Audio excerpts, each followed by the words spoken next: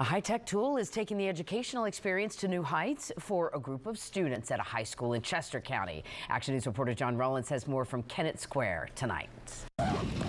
It comes in a backpack. 2.8 pounds of circuits, rotors, and batteries. Unionville High School students and teachers launched their newest acquisition from the 50-yard line into the gray overcast. Its onboard camera recording it all.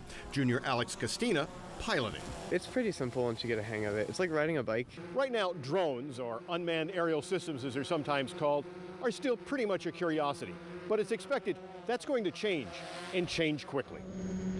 Commercial drone operations are poised to become a multi-billion-dollar business by next decade, used not just in video production, but for inspections of buildings from above, and in Amazon's world, flying delivery trucks. Predictions not lost on these kids. I do think they're going to be used more for surveillance. I think they'll be used for Amazon shipment of things. I think they're going to be able to incorporate certain construction tasks. I think they're going to work on them, making them a little bit of a larger size, so they'll be able to carry more objects and things.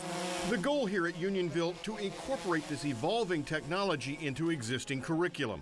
It's new, it's popular, it's what they're going to see in their lifetime very shortly, and just give them the best opportunity to have a leg up on everybody. Inside of a drone you have materials engineering, electrical, mechanical, a lot of different engineering disciplines are represented that our students can learn and understand. The price tag of this little consumer drone that at times sounds like a box of angry bees, $1,000.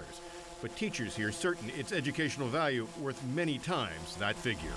In Kennett Square, John Rollins, Channel 6 Action News. What a cool story. Such a great vantage point, too.